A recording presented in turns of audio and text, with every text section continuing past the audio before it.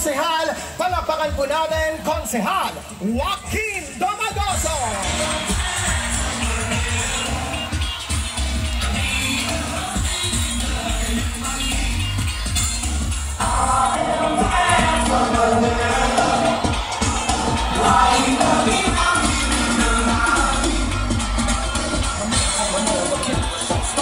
Ang numero 7 sa hanay ng mga konsehal, ang ating number 1 Councilor Jesus Tagapahayo Jr.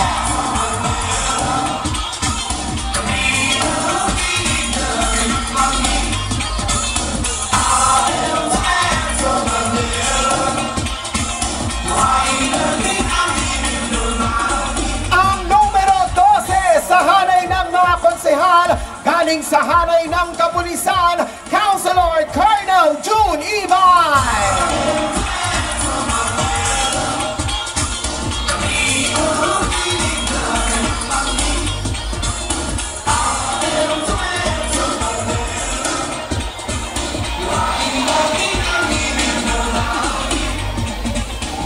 Ang ating kasalukuyang konsehal, ang numero 16, Councilor Ian Bansay Nieva.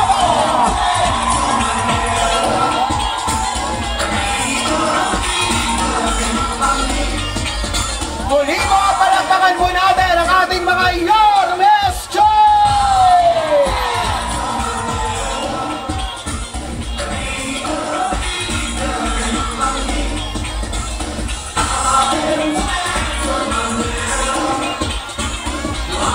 Muli po, sinabi ng ating po mga kasama ngayon, ang taus-pusong pasasalamat sa bawat isa sa inyong pagbibigay at pagkakataon na makasama po namin kayo. Pero bago po natin ibigay ang ating pong unang tagapagsalita, mga minamahal kong batang tundo, sabay-sabay muna po nating panoorin to.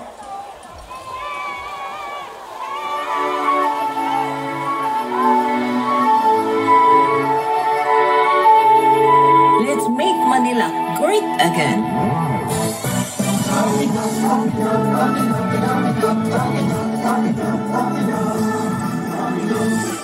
Ibalik natin ang ganda ng Maynila. Si Dr. Alfonso makakasama ninyo. Malinis na paligid, maayos na lungsod. Aktibo sa serbisyo, si Joaquin Alfonso, doktora nyo. Number 2 sa balota.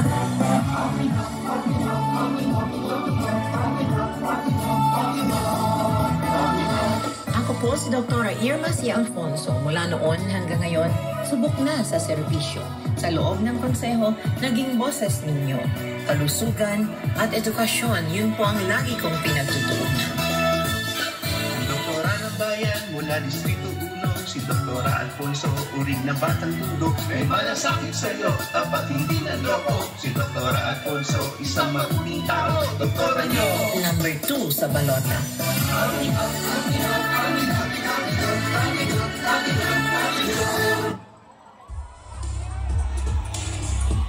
Kasalukuyang naglilingkod at tunay na maaasahan, lalo na sa serbisyong medikal, ang boses ng tundo sa konseho at ang tinaguriang doktora ng bayan, ang numero 2 sa hanay ng mga konsehal. Palakpakan po natin, Konsehala Doktora Irma Alfonso.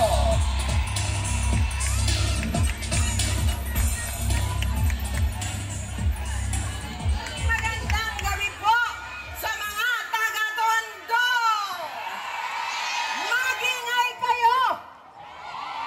Dahil ngayon, ang unang araw ng kampanya sa lokal na pamahalaan at ilang araw na lang, babalik